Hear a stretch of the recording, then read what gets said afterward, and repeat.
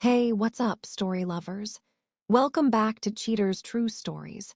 Today, we're diving into a tale that's gonna hit you right in the feels. Trust, temptation, and secrets that could tear a family apart. Have you ever stumbled into a moment that flipped your world upside down? Maybe caught someone in a private act that changed how you saw them forever? Drop it in the comments. We want to hear your stories.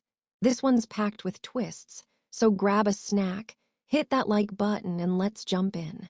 The city thrummed like a restless beast, its skyline a constellation of neon and steel that pulsed against the velvet night. For Claire, a 39-year-old advertising director, the urban sprawl was a double-edged sword, a dazzling escape from her high-stakes job, but also a reminder of the loneliness that crept into her life.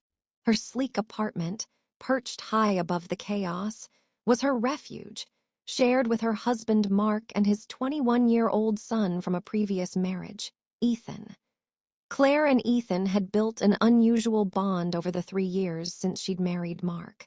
Late-night talks over pizza, debates about indie bands, and Ethan's dry humor had turned their stepmom-stepson dynamic into something closer to camaraderie. Mark, a workaholic architect, was often gone for weeks, leaving Claire and Ethan to fill the quiet with their own rhythm. She'd grown to see Ethan not as a kid, but as a young man with dreams and doubts that mirrored her own. That Thursday night, though, everything changed. Claire trudged through the apartment door, her heels clicking against the hardwood, her mind heavy with the day's battles, client demands, looming deadlines. The city's hum faded, replaced by an eerie stillness.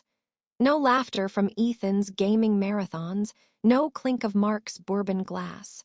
Just a sliver of light bleeding from under the living room door. Curious, she nudged it open, expecting Ethan sprawled on the couch, lost in a virtual world. Instead, her breath caught in her throat. There he was, Ethan, reclining on the plush sectional, his athletic frame bathed in the TV's flickering glow. He was caught in a private moment, his movements slow and deliberate, his face a mix of focus and surrender. The sight was raw, unguarded, a side of him Claire had never glimpsed. Her pulse spiked, a chaotic blend of shock, embarrassment, and an unfamiliar heat coiling low in her stomach. She should have backed away, but her body betrayed her, rooted to the spot, captivated by the intensity in his expression. Then his eyes snapped open. They locked with hers and the world stopped. Ethan's face burned red as he fumbled to cover himself, panic flooding the room. "Claire, shit, he stammered, his voice cracking. "I'm so sorry," Claire blurted, her cheeks flaming as she stumbled back, slamming the door behind her. She fled to her bedroom, heart hammering like a caged bird. The city lights mocked her through the floor-to-ceiling windows, their cold glow reflecting the turmoil inside her. Guilt clawed at her. She'd invaded his privacy, betrayed his trust. But beneath it, a dangerous curiosity flickered, whispering questions she didn't dare answer. Who was this Ethan, no longer the boy she'd known, but a man with desires laid bare? Sleep eluded her that night. She tossed in the dark, replaying the moment, wrestling with the shame and the inexplicable pull she felt. Mark's side of the bed was empty, his latest project keeping him across the country. His absence, once a minor ache, now felt like a chasm. Claire wondered when their marriage had become a series of polite texts and missed calls. And Ethan, how could she face him after this? Morning brought no relief. Breakfast was a minefield of tension. Ethan shuffled in, his usual grin replaced by a guarded stare, his fingers tapping nervously on his coffee mug. Claire busied herself with pancakes, avoiding his eyes, the air thick with unspoken words. Mark's absence loomed larger, a silent third presence at the table. Finally, she couldn't take it anymore. "Ethan, about last night," her voice wavered, but she pressed on. "I didn't mean to walk in on you. I feel awful."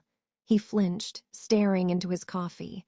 "Yeah, well, I feel like a moron. Can we just forget it?" I don't want to forget it, she said, surprising herself. Not to make you feel worse, but to talk. You don't need to hide who you are, not from me. I've always been your safe space, haven't I? He looked up, cautious. You're not pissed. No, Claire softened her tone.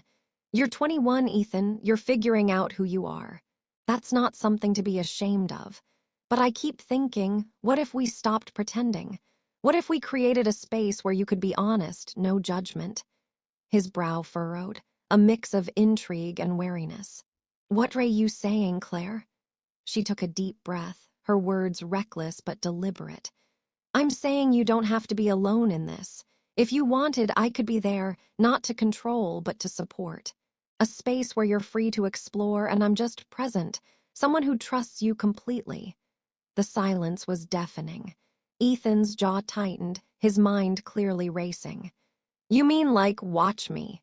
Be part of it. Only if it feels right for you, she said quickly. We'd set boundaries, make it clear.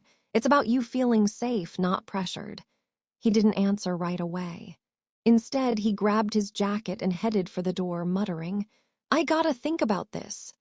But the spark in his eyes, half fear, half curiosity, lingered in her mind long after he'd gone.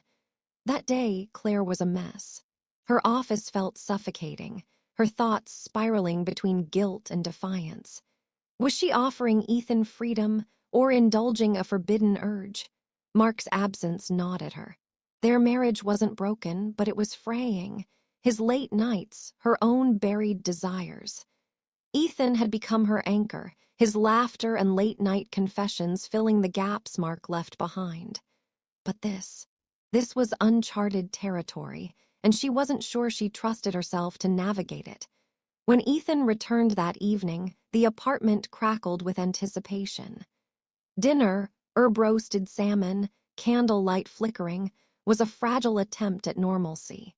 They talked about his classes, her latest campaign, but the undercurrent was undeniable. Finally, Ethan set down his glass, his voice low. I thought about what you said. It's intense. But I trust you, Claire. You've always had my back. If we do this, it's gotta be on our terms. No weird power stuff, no regrets. Relief surged through her, tempered by caution. Absolutely. We'll go slow, talk everything through. This is about you feeling free, Ethan. I'm just here to hold space. They spent hours hashing out rules. Complete honesty, no crossing physical lines, the option to stop anytime.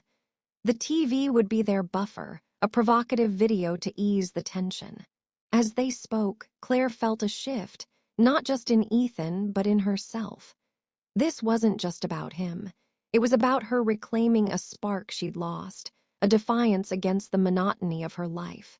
The next night, the living room glowed with soft amber light, the city a distant murmur beyond the windows. Ethan hesitated, then hit play on a video, sensual, bold, a perfect catalyst. He glanced at Claire, seeking her nod. She gave it, her heart pounding. As Ethan began, his movements tentative, Claire watched, not as an intruder, but as a witness to his courage. His breath hitched, his eyes darting between the screen and her, a silent question hanging in the air. The room felt alive, charged with an intimacy that blurred their roles. Claire's own body responded, a heat she hadn't felt in years stirring within her. She clenched her hands, fighting the urge to close the distance. Then her phone buzzed, Mark's name flashing like a warning. Panic surged. She silenced it, but the moment fractured. Ethan froze, his face shadowed with doubt. Claire, are we screwing everything up? His voice was raw, vulnerable. She reached for his hand, grounding them both. It's not about screwing up, it's about trust. If you're not sure, we stop. No questions asked.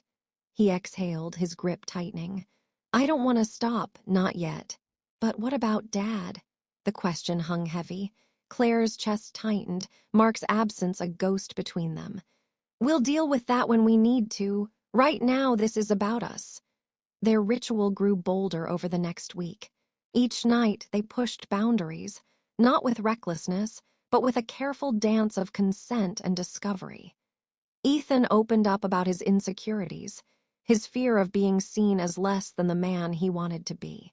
Claire confessed her own struggles, the loneliness that had crept into her marriage.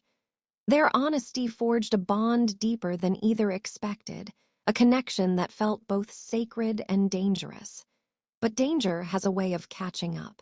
One night, as they sat close, the video a mere hum in the background, Ethan's hand brushed hers, deliberate. Their eyes locked and time dissolved. His lips found hers, a kiss that was equal parts confession and rebellion, soft yet searing. Claire's resolve shattered, her body yielding to a desire she'd buried for too long. It wasn't just physical, it was a merging of trust, of years spent orbiting each other's lives. They pulled back, breathless, the weight of their choice sinking in. But before they could speak, the front door creaked open. Mark stood there, suitcase in hand, his face a storm of confusion and betrayal. "Claire, Ethan, what the hell is this?" The room spun. Claire's voice failed her, her heart a frantic drum. Ethan stepped forward, his shoulders squared. "Dad, it's not what you think, we need to talk." The hours that followed were a tempest, Mark's accusations, Claire's halting explanations, Ethan's quiet resolve. They didn't hide the truth, but it was a jagged pill. Mark saw it as infidelity, a violation of everything he'd built. Claire saw it as something else, a bond born of trust, not deceit. Ethan, caught between them, refused to let Claire take the blame alone. "You don't get it, Dad," he said, his voice steady despite the chaos. "This wasn't about sneaking around. It was about being real for once." Mark didn't stay. He left that night, his silence louder than any argument. The apartment felt hollow in his wake, but Claire and Ethan faced the fallout together. Whispers from friends, awkward glances at family gatherings, and their own doubts tested them. Yet in their shared space, they found solace not as lovers, but as allies who dared to rewrite the rules of connection. Mornings returned, quieter now.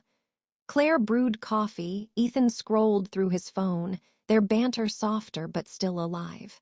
The city lights still danced outside, but they told a new story, one of courage, consequence, and a bond that refused to break. They didn't know what the future held, but they'd face it together, unafraid of the truths they'd uncovered. Few talk about a roller coaster. Claire and Ethan's story leaves us with so many questions.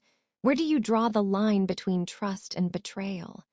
Could you forgive someone for crossing that line, or would you walk away like Mark? Drop your thoughts in the comments. We're dying to hear what you think. If this story hit home, smash that like button, subscribe, and ring the bell so you don't miss our next wild tale. We've got more drama coming your way, so stay tuned. Thanks for watching, and we'll catch you next time on Cheater's True Stories.